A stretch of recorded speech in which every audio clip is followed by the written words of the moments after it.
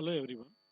In this video lecture, we'll be discussing about the methods of synthesis of CNTs, that is carbon nanotubes, and structure property relationship applications. There are four methods of synthesis of CNTs are used to develop the CNTs. Okay, the techniques have been developed to produce carbon nanotubes in sizable quantities by the following methods. The first one is arc discharge method, second one laser ablation method, third one plasma torch method, and the final one is the chemical vapor deposition method, shortly called the CVD method. Most of these processes take place in a vacuum or with process gases. Chemical vapor deposition growth of CNTs can occur in vacuum or at atmospheric pressure. Large quantities of nanotubes can be synthesized by these methods. Let us look at the first one, that is arc discharge method. The nanotubes were observed in the year 1991 in the carbon suit of graphite electrodes during an arc discharge with the help of a current of 100 amperes, which is a huge one, which was intended to produce fullerenes. However, the first macroscopic production of carbon nanotubes was made in the year 1982. The same method is being used as that in the year 1991. During this process, what is happening is that the carbon contained in the negative electrode sublimates due to high discharge of temperatures. The yield for this method is up to 30% by weight. It produces both single and multi-walled nanotubes with lengths up to 50 micrometers with few structural defects. The structural defects will happen due to very high temperature because the arc discharge technique uses the temperature above 1700 degrees Celsius. Coming to the laser ablation method. In this method, a pulsed laser vaporizes a graphite target. Laser means laser stands for light amplification by simulated emission of radiation. What is happening is that a pulsed laser will be used to vaporize the graphite target in a high temperature reactor while an inert gas is let into the chamber. Inert gas like argon, neon, helium, one of the inert gases can be used which is compatible with the system, so that what will happen, the carbon will be released from the graphite target. Nanotubes will be developed on the cooler surfaces of the reactor as the vaporized carbon condenses. A water-cooled surface is included in the system to collect the nanotubes.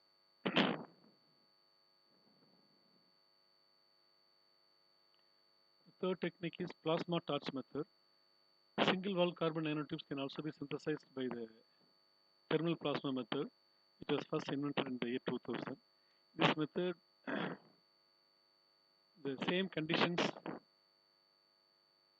will be used, that is, whatever the approaches used in the first two methods, that is arc discharge method and laser ablation method, same approach will be used, but only difference is that here a carbon containing gas is used instead of graphite vapors to supply the necessary carbon. That is the only difference in this method. So we are going to use carbon containing gas instead of graphite vapors. The advantage of using carbon containing gas is that the growth of single-walled CNT is more efficient. By decomposing the gas can be 10 times less energy consuming than graphite vaporization. And ultimately, the cost will be very low. It's a continuous process. A gaseous mixture of argon, ethylene, and ferrocene is introduced into a microwave plasma torch where it is atomized by the atmospheric pressure plasma, which has the form of an intense flame. The fumes created by the flame contain single-walled CNT, metallic and carbon nanoparticles, and the amorphous carbon. And coming to the final technique, that is chemical vapor deposition method of developing the CNTs. During this chemical vapor deposition, a substrate is prepared with a layer of metal catalyst particles. Most commonly, nickel, cobalt, iron, or a combination will be used. the substrate. The diameter of the nanotubes to be produced depends on the size of the metal particles. Initially, the substrate is heated to approximately 700 degrees Celsius to initiate the growth of nanotubes. Two gases are allowed into the reactor. One is a process gas such as ammonia, nitrogen, or hydrogen. The second one is carbon containing gas such as acetylene, ethylene, ethanol, or methane. Nanotubes grow at the sides of the metal catalyst. The carbon containing gas is broken apart at the surface of the catalyst particle. The carbon is transported to the edges of the particle where it forms the nanotubes. So these are the four methods of synthesis by which we can develop the CNTs. And coming to the structure property relationship in CNTs.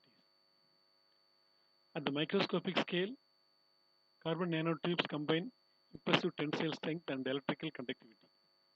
But we may not expect the same thing in the macroscopic counterparts.